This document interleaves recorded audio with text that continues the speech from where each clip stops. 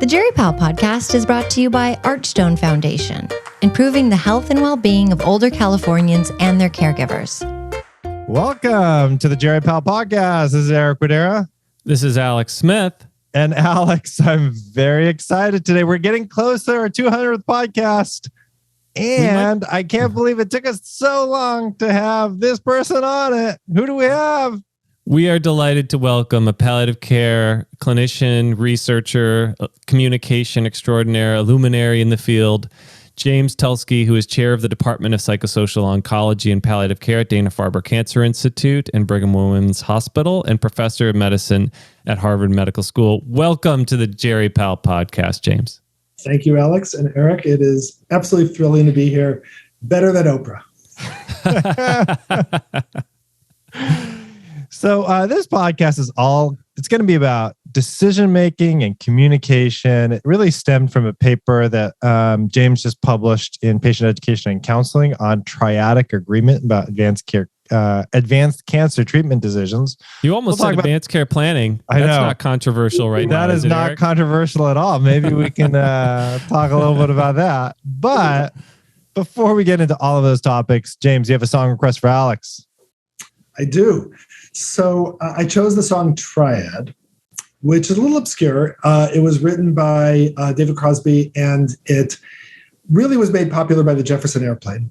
And it is a kind of spooky song about a triadic relationship, about three people in a relationship. And there's a chorus in there about why can't we go on as three. I'm not sure it really relates, although since the study is about triads and this is a triad, and mostly more than anything else, I wanted to challenge Alex to do his best Grace Slick imitation.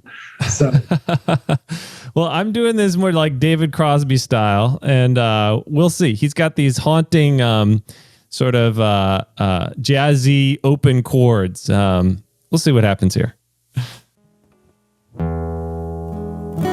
You want to know how it will be.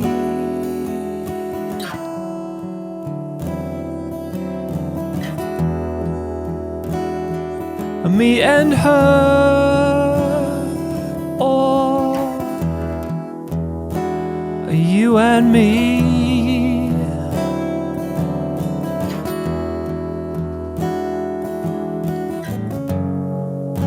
You both sit there with your long hair flowing, your eyes alive, your mind still growing, saying to me, what can we do now that we both love you?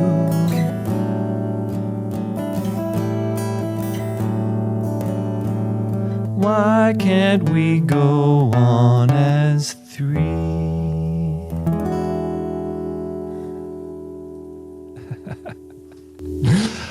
That was awesome. Thank you so much. You got the haunting part of it. You can tell Alex loved playing that song. Yeah, it's pretty different. I like the different part. That's pretty neat. Okay, James, can we go back in time a little bit? When I think about experts in communication and decision-making, your name pops up there at the very tippity tops. How did you get interested in this as a subject? I've been interested in this forever. Yeah. I actually came out of sort of an ethics frame, and that's, was my background early on. And so I thought about things using that framework. And it was when I was a medical student and a house officer, and there were really a couple of things. One was that I found that I don't know why, this is probably a longer conversation, but I wanted to be where the tough conversations were. And I felt that that's where I added value. It was just kind of a natural place for me. And I kind of felt comfortable entering into that when everybody else didn't want to be there. So that was about delivering serious news and things like that. And I found myself gravitating. And then, the next step of that was decision-making, particularly around end of life. And I was struck just listening and observing conversations around me that what was happening was nothing like what the experts were saying was supposed to happen in those conversations. And so my first study I ever did was at your place, was at UCSF. And I decided to audio record DNR conversations between medical house staff and patients and see whether or not what happened was anything like what was supposed to happen. And you pretty much know the outcome there. What's the outcome? What was the outcome?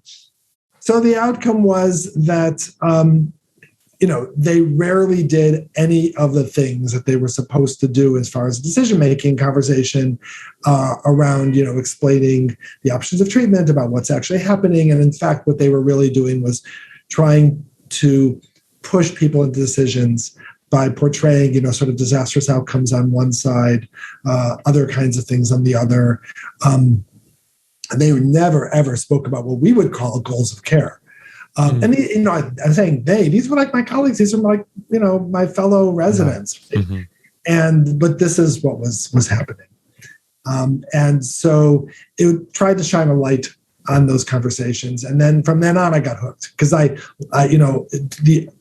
also loved, from a science perspective, I loved audio recording and then studying and figuring out what's actually happening in these conversations. And so I took it, first I did DNR conversations, then I did outpatient advanced care planning conversations, and then I did a bunch of oncology conversations, and I did more oncology conversations, and it kind of went from there. Do you think in the time that you've been doing this, we've gotten any better? Oh, it's taking him a long time to come up with an answer. I'm worried. Yeah. We have definitely gotten better, and yet I continue to see many of the same problems. Mm-hmm. I also think it depends on where you are. There are institutions where, people from our field in particular have had a tremendous amount of influence, where there's been a lot of communication training. All of our interns and residents at the Brigham go through training that hopefully tries to change that. Mm-hmm. And so I actually see them doing a much better job, and that actually feels good. I don't think many of them would have the conversation today that I saw in the early 90s in San Francisco. So that I think is better. On the other hand, since I train oncologists a lot in communication skills, there's still a lot of stuff that we could get better at. Yeah. Mm-hmm. I feel like we have gotten better at the goals of care conversations and the family meetings. I still worry about those code status conversations on the day of admission because they are so rushed and because it's just got to be documented in the notes and the orders and the sign out. I'm still having to go back and sort of redo those often. And at the conclusion, after a goals of care conversation. Well, let's revisit this issue that you talked about quickly on the day of admission to the hospital. I think you're right, Alex. That makes a lot of sense to me. And I think the problem is that we shouldn't be having those DNR conversations on admission. Mm-hmm. That's the problem. Yeah. It's ridiculous. I agree. Because we all know that conversation about CPR falls out of a much larger goals of care conversation, only naturally falls out of that. Right. And held in absence of the rest of it is, in fact, just going to make it harder to have it when you have to go back and revisit it, like you said. So, if it was up to me, I would just eliminate all those. Yeah. I was, when I was a resident at the Brigham, where you are now, I gave a noon conference talk about this. And I said, my proposal is we stop having these conversations on the day of admission. And people were so upset, they stood up. They were like, what? No, you have to. I'm the night float. I got to know whether to code this person or not in the middle of the night. And they're sick. They're getting him into Brigham. They must be sick. I'm wondering, though, is it more like going to a nice restaurant? Early on, they may ask you if you have any dietary restrictions. And then later on, you talk about what's on the menu, or if you go to what's in the omakase. So is it the same thing? It's not necessarily asking, because some people have strong preferences. So it's not asking which is the problem. It's not following up on that short discussion later on. Yeah, I think getting to the very specific preferences is just so hard because they're so rarely informed. Yeah. So I think using your metaphor, if when people came into the hospital, we said to them, tell me if there's anything I should know that's really important about helping to take the best care of you. Yeah. Or what should I know about you that matters most, that's going to make a difference in my care of you? And there will be the occasional person who says to me, one thing I want to know is like, don't ever leave me stuck on a machine here forever. When I was like, okay, let's talk more about that. But most people are going to talk about other things, which might end up being more important. Yeah. And it also, and now I'm gonna switch track a little bit to your current paper about the triad, triadic involvement. It's often more than just the patient's preferences that are playing a role here. Is that right? Well, that was what was really interesting. We were really curious about what's the role of the caregiver in decision making, because almost all the literature, up until this paper, there are a handful of papers on triads, but not a lot. And most of the literature is on the dyadic relationship. And in fact, all the other stuff I've done has always been dyadic. And like, even when we've recorded conversations and the family members are there, we just kind of like shunt them aside in the analysis. So we decided to set this thing up. And when you say dyadic, you mean physician, patient, or? Physician and patient. That's the dyad, right? Because it's, unless the patient's incapacitated, in which case it's clinician and family member. Yeah. Mm-hmm. So we kind of look at it like that, either one of those dyadic relationships. But it's a whole different story when all three are available and all three, have capacity. And so what we did was we didn't audio record, actually. We surveyed a succession of 70 triads in cancer care. This was all done at Duke when I was there, where we identified patients with advanced cancer who had recently made a decision. They'd had a scan, they'd made some sort of treatment decision. And then we asked the patient, the family member, and the oncologist separately about, first of all, what they thought the goal of treatment was. And then the second thing is, how much influence did they think the caregiver had in the treatment decision? And what we found was that, first of all, there was a lot of discordance around what they thought the goal of treatment was. That's kind of old news. We've known that for a long time. But, we saw it yet again where, and more likely, and there was only, I think, 40% of the time did the caregiver and the patient and the oncologist all agree on the goal of treatment. So that's like really problematic, because they're about to enter into a treatment decision and it's all about the goal. So that was like one problem. But like I said, it's kind of old news, but it was nice to shine a light on that. And the other thing that was completely new was we also asked, about the influence of the caregiver. And again, 30-something% of the time did they all agree on that. And mostly what happened was that the oncologists underestimated what the patient thought the role of the caregiver was in their treatment decision-making. Patients put a lot of weight on what the caregiver thinks. But the oncologists none of us really are accessing those caregivers and actually including them in decision-making in the way that the patients probably would want. By the way, one last thing I'll say about this, which is that the caregivers underestimated their impact. And they thought they didn't have as much impact as the patients did. So that's kind of an interesting dynamic that's going on as well. Yeah. And do you get a sense of if it's what the caregiver, I guess the question is, how much of it is what the caregiver wants for the patient versus the caregiver kind of influencing in other ways? I mean, I was just thinking back to multiple cases, including one recently where a patient was in hospice and decided to stop it because their family member wanted to pursue some other life prolonging therapies that wouldn't be covered in hospice. And the patient said, I'm going to do this. I'm doing this for this family member. I'm not doing it for myself. It was up for me. Like I certainly wouldn't be doing it. Do you get a sense? Is that what's going on here, or is it something else? So I think that is an awful lot of what's going on. We did some qualitative interviews as well. And we also did an earlier study related to this. And I think that's a lot of it. the patients feel they need to do what works for their family members or for their caregivers, and then they perceive that. And so there's a lot of that interesting, for sure.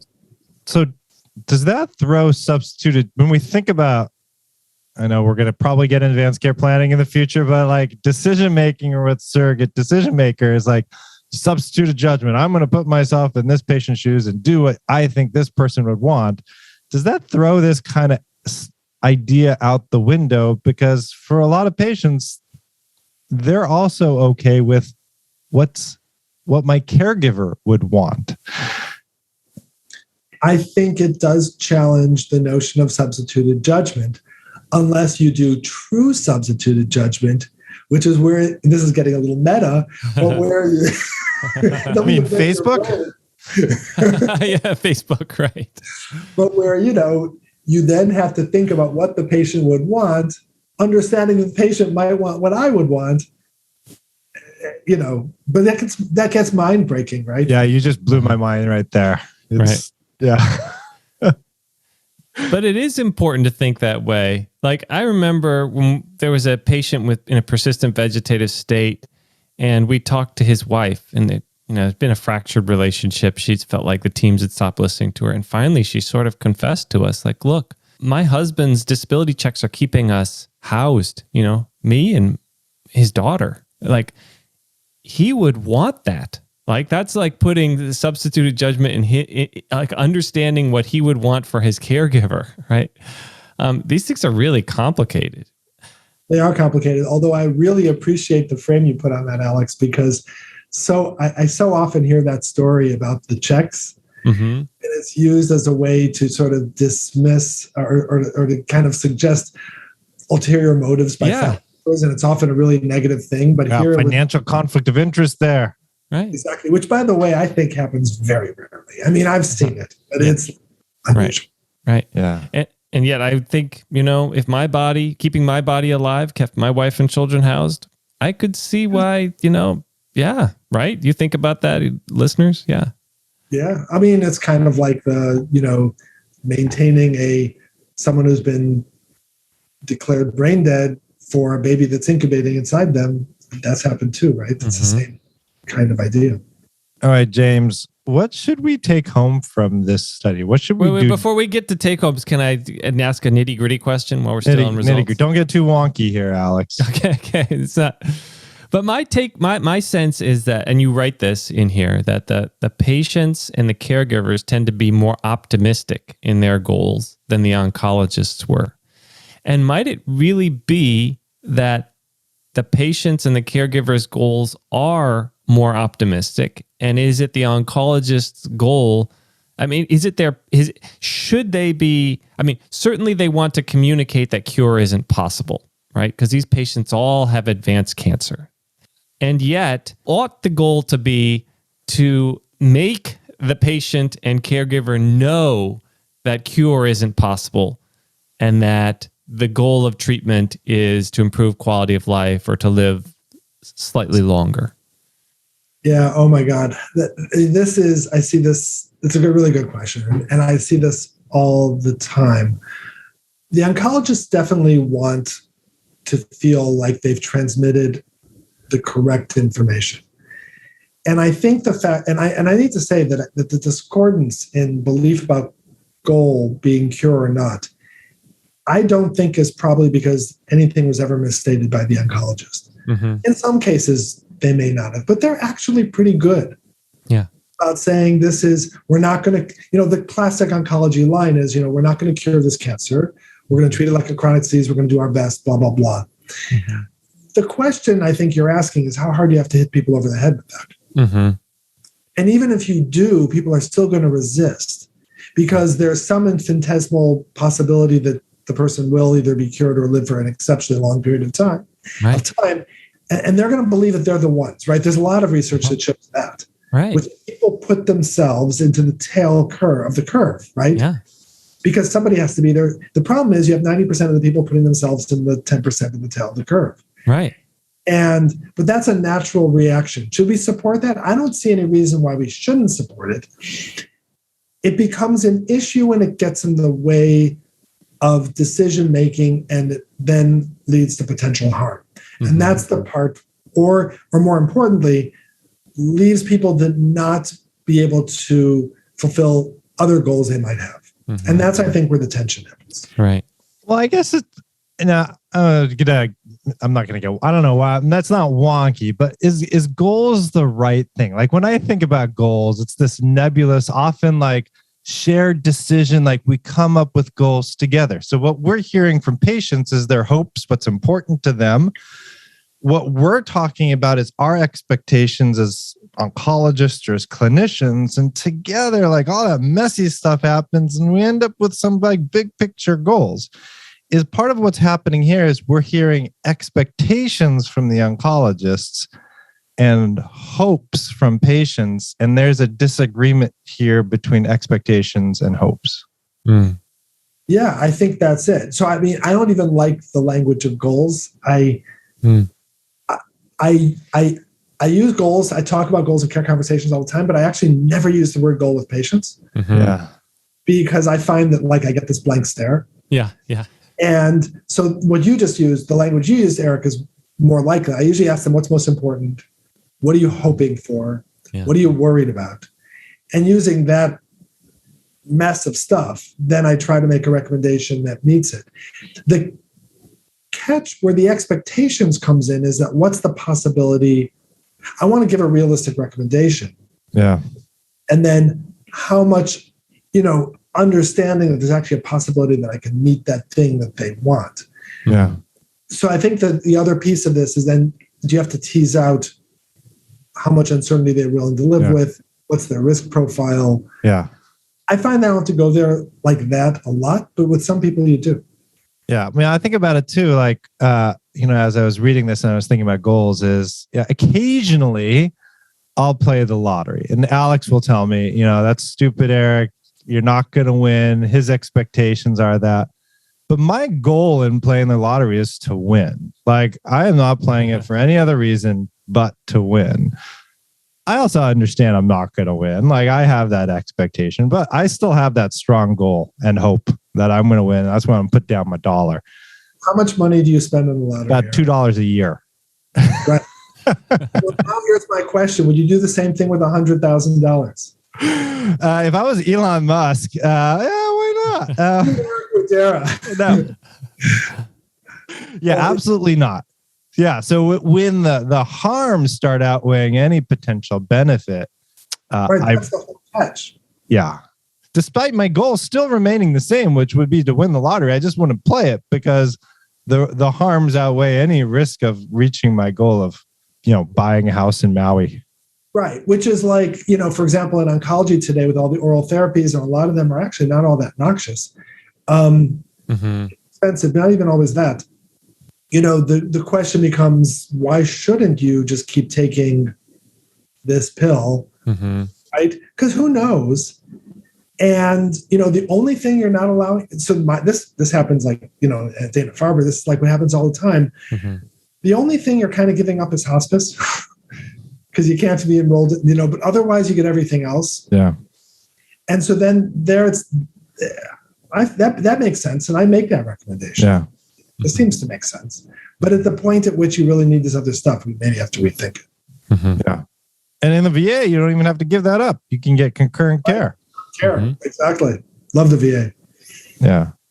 So this all seems really messy and hard. Like decision making, like is there a path forward? Like you would now have, you're not just talking to the patient in front of you, you got this triad, and the triad, as far as a caregiver, may include multiple people. And I think from your past stuff like you've done, it requires both skill and expertise from the, clinician on their part to have these conversations. You have kind of people with different hopes and what's important to them involved in these discussions. Is this just a kind of a hopeless, futile exercise around decision making? It's not hopeless and futile, but it's messy and hard, and it's never going to change. And I think we deceive ourselves when we think it's anything else. And I think there are a lot of people who want to believe it doesn't have to be. Look, when I first started in this game, I had a fantasy that I actually thought about writing this like book about sort of the outcomes of each disease and being like as specific as possible. And I really believed that you could just map it all out there and it would all be like this probabilistic exercise. And it was my kind of like male logical thing that I was trying to like, put out there. And I actually continue to see this particularly from ICU. Young ICU docs tend to have this inclination as well, that if we just got it all right, there's an algorithm that would solve this decision-making problem. And the more I do this work, the further away from that I think we are. It's about so many other things. It's about emotion. It's about identity. It's about, other people involved and who you love and the nature of those relationships. And we're just not going to make it simple. And I think that when we try to force it into this logical decision-making box, we get into trouble. I really push back on that a lot. And I've kind of tried to run away. There might be decisions earlier on that work a little better. Maybe like the prostate cancer decision about, radiation and surgery and whatever, and you can kind of line up all of your preferences and you can kind of make all that work, maybe. But the stuff we deal with, don't see it. So what's the path forward then, given how messy it is, that we still have to be part of these discussions? To quote Diane Meyer, all you need is love. Alex and I were in a meeting last week where she gave a wonderful talk and said that the answer is love.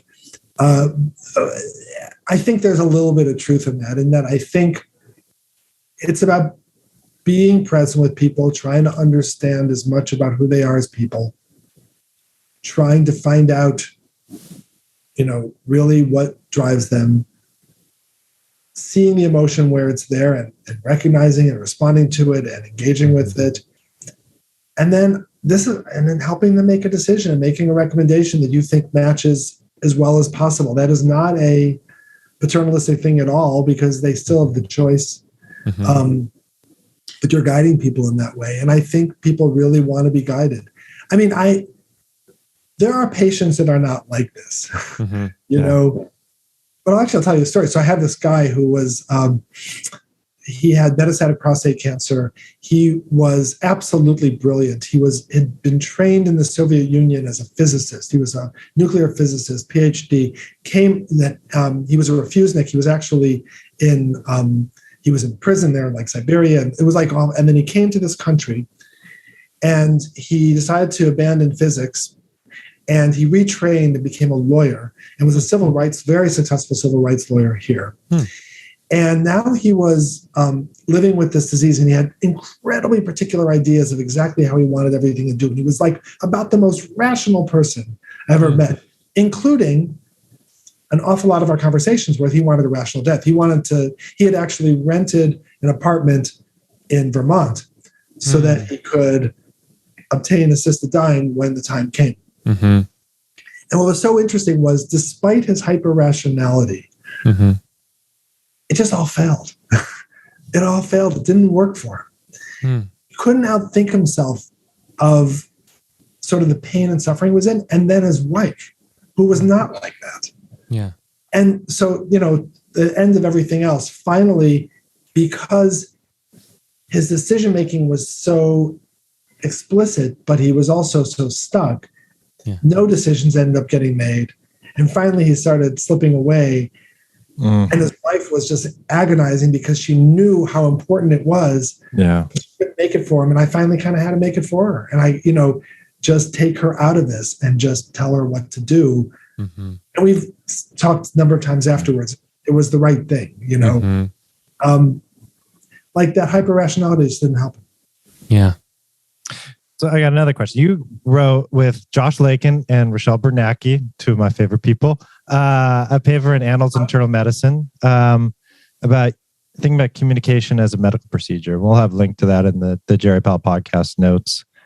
Like when I think about a medical procedure, like you have clear steps. There's organized flow diagram pathway. Emotions are not part of it. Deviation should be, can be considered, but generally not part of that flow diagram unless it's part of that deviated pathway. Is communication really like a medical procedure, or is it something very different? I think it's absolutely a medical procedure. I think we bring a set of skills and we bring a talking map and a roadmap to get there. Now, that doesn't mean that things don't go haywire, but it's no different than being in the middle of surgery and suddenly you pop an artery, right? Yeah, so blood spurting all over the place, and you've got a way to manage that. And then when the blood spurts all over the place, you invoke another set of principles, clamp, and I don't do surgery, but whatever they do in there. Can I just note that I've definitely had the blood spurt all over the place in the family meeting? Like literally or figuratively? I've been in that position. I've been like, oh no, we need to do something now. But what did you do? You relied on skills, and if you're really good and you've done this a lot, it was automatic. Right. In the same way the surgeon knows clamp, right? You immediately knew, whatever the tool you used at that moment was. Did you get curious? Did you praise? Did you, acknowledge the emotion? Did you bring in somebody else? Whatever it was an instinct that you knew from all your training, all your practice. Yeah. I want to ask, we started off this conversation talking about how you got first interested in this and the work you did at UCSF, first tape recording, residents having discussions, and then experts in the field. We haven't talked about Vital Talk, but of course, many of our listeners know you are one of the, I don't know if principals is the right word, founders of Vital Talk, and which has been one of the reasons that the vehicles behind improved communication skills in the setting of serious illness. In this country and probably beyond. Where do you see things going from here? Like, what's the future of communication research and communication skills? Like, what are the big barriers that we still remain, and what do we need to do to overcome them? Where do we need to do the most work? So I think research and skills, or research and sort of training, are two different directions. Mm-hmm. I think on the research side, the place I believe we will go to, and I want to see us go to in communication, is something that I've referred to as the basic science of communication. Mm-hmm. That I really want to see communication increasingly broken down to its component parts and studied, so that we can figure out how. It's really broad sweeps that we talk about now, right? And even like in my papers and the audio analyses we've done, we're talking about like, do you respond to an empathic opportunity? Mm-hmm. And it's kind of a bit of a broad concept, right? Yeah. But like all the little moves that we do and how they responded, we also don't know, like, how do they respond to different people? Why? How does like different prognostic language work? And it can get super subtle, right? But why not? And I think we can study that. I think that we need to create standardized sort of mouse models to study it in. One of my colleagues, Justin Sanders, who has been here at Dana-Farber with us for a long time and just moved to McGill. Oh. But Justin was working with some virtual reality lab people at Bentley College here in Boston, and we've created a virtual oncology office. Huh. Where you can go into this thing and you have an avatar oncologist who you're talking to, and we can actually practice and study like very specific comments and look at how this works versus how that works, and really come up with the component parts of communication. So I think a whole variety of ways of doing this. I think that's the direction we want to go, because we really still want to know what is right. And it's interesting, when I teach, I do a lot of training of oncologists, and frequently they'll say, I do it like this and this should work. And I'm not so sure, but I actually don't have the data to say that that's probably not right. So I think that's one direction. Well, I guess going to that question, what would, you have these A/B testing, like, did this one work better than the other one? But how do you define work better? Is it patient satisfaction? Because we know if we give really good news, people are going to be happier. Is it less conflict, which would mean conflict may be bad when sometimes it's good? Would it be agreement with a prognostic statement? Which, what is good? What is better? So yes, I think it's all those things. And so, for example, one of the things that we were playing around with and will continue to be doing is, we put little electrodes on their fingers and we actually see, how sweaty they get and all that. So you can measure anxiety and things like that. I do think anxiety satisfaction is one set. I think another thing is whether or not people retain the information. I think the satisfaction with the encounters, the trust. A huge one here is what engenders trust. Because at the end of the day, that's the most important thing is sort of trust in the clinician. Yeah. I think you can measure all of these. I think we're not sure. And I guess timing of trust, right? Your trust in somebody may be different the day of getting some prognostic news versus, 3 months later, potentially if that prognosis turned right or wrong. Correct. But at least what's going to... And ultimately, you're right. That outcome is going to make a difference, but there are probably ways that we can say it that will leave people feeling more like, I was about to say seen and heard, because that's another outcome measure that we use now is, feeling seen and heard. So I think all of these matter.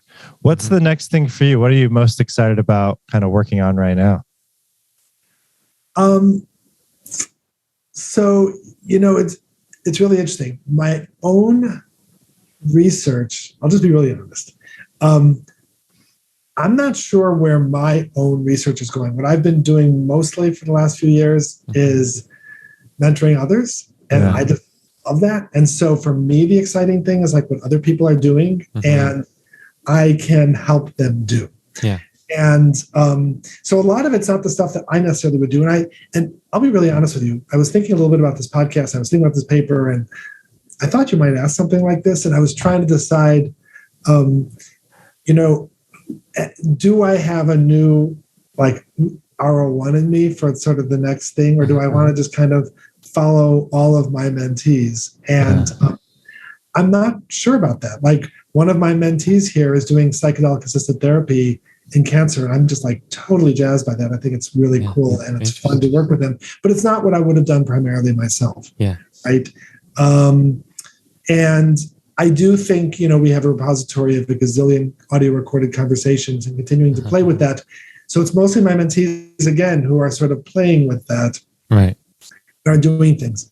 I'm not it's not to say that I don't have the next thing. I'm not sure if it's going to be me generating it or not. I've never said that publicly, so I think I just outed myself in a way. But yeah.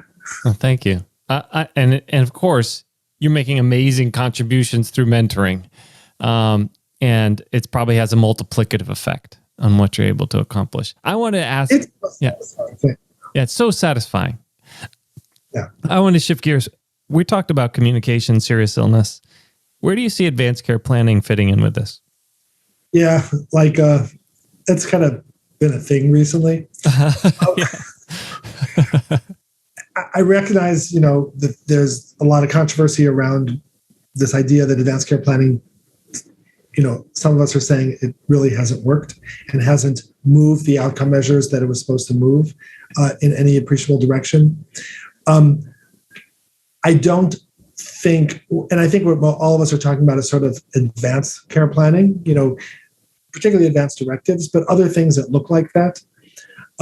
I do still think that goals of care communication, serious illness communication, like this paper here, what was this about? This is about people who are living with cancer, who, there's a transition in their care and they need to be making decisions. That decision in real time, that is still critically important. If you want to call that advanced care planning, then I'm all in support of it. If you want to refer to advanced care planning as this thing where you're sitting around in your living room for this hypothetical thing that might happen down the road, and you're not even all that sick yourself right now, I think it's time for us to move away from that kind of research and activity. Mm-hmm. Because it doesn't work? Because it doesn't work, and all the energy that's put into it could be better put into other places. And particularly when you don't select populations. It's useful to have a conversation when you're 60 years old around your kitchen table about what you hypothetically want. It's just hardly likely to play out in any real way when you're actually confronted by that thing. But if you're sitting there and living with stage 4 cancer, I think you should talk about what's most important to you. And make sure that the care you get continues to align with what's most important to you.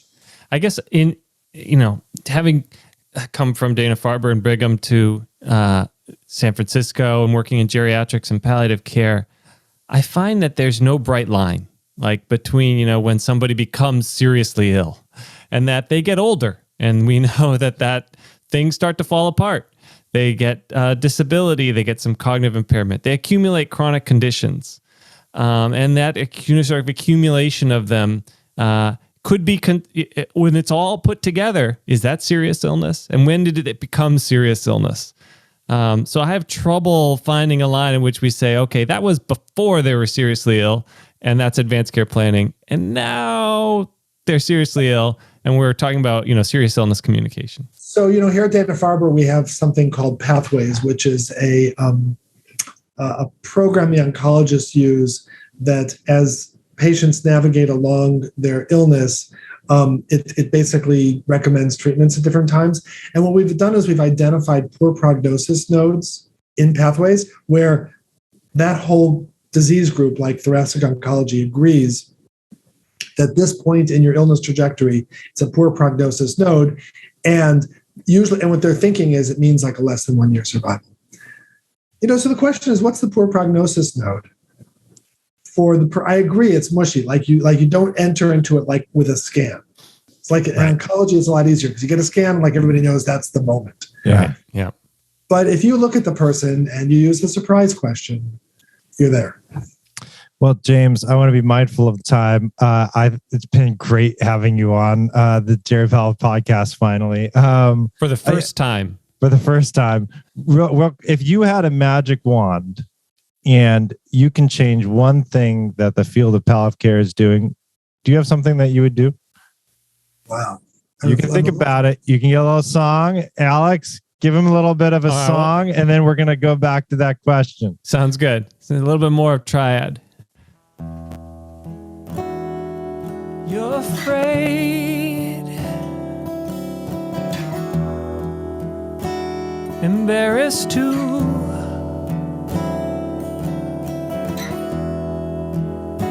No one ever in your sweet life said such a thing to you. Your mother's ghost stands at your shoulder, got a face like ice, just a little colder, saying to you, you can't do that, it breaks all of the rules you learned in school. Why can't we go on as three? That was awesome. Thank you, Alex. James, going back to the question, your little magic wand. Loving that. So I think we're getting better at this. I think it is to understand the world from the perspective of the specialists in medicine that we work with. And that's where the care is getting delivered, whether we like it or not. And I think the more we understand about their world and about the care options for their patients, for the patients that they see, we can then end up doing a better job of treating them. Yeah. And that's something that we are, like I said, I think we're getting better at, and we're aligning better with sort of specialty care. Working in a highly specialty environment, I've realized the value of being able to do that. So maybe probably not what I'm not sure if it was what I thought I was going to say, but as I just kind of thought about what comes to mind, that's kind of where my head's at. Yeah, it's almost using those palliative care skills that we have with patients, but also direct them towards our specialists, our referral sources too. Yeah. And to understand the unique aspects of the care they give and why they end up doing what they do and how it's embedded in the culture and the science of what they're doing. And then the better we can align with that, the better care we'll end up giving our patients. Well, James, thanks for that answer. Thanks for joining on the Jerry Powell podcast. It has been amazing having you here. This was so much fun, and it's still better than Oprah. Thank you, Archstone Foundation, for your continued support. And thank you to all of our listeners for supporting the Jerry Powell podcast. If you haven't already, check out our new website. We kind of redesigned it. Welcome any feedback as well. Bye, everybody.